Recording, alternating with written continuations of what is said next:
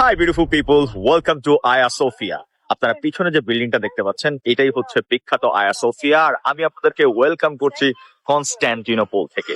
ঠিক এমনটাই হতো যদি আরো 1500 বছর আগে ভিডিওটা করতাম, বাট আমি এখন আছি ইস্তাম্বুলে, যেটা পূর্বের নাম ছিল কনস্ট্যান্টিনোপল, এবং এই বিল্ডিংটা তৈরি করা হয়েছিল 537 সালে। রোমান এম্পায়ার, রোমানরা যে পুরো পৃথিবী রুল করে তারই একটা প্রতীক হিসেবে তখন তৈরি হয়েছিল এই বিল্ডিংটা।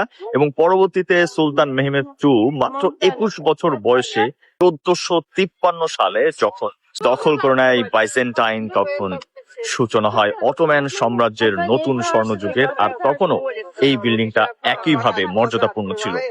আর আমার পিছনে যে বিল্ডিংটা দেখতে পাচ্ছেন এই বিল্ডিংটা সত্যি একটা পাওয়ার বিল্ডিং, যেটা আমি বিলিভ করি।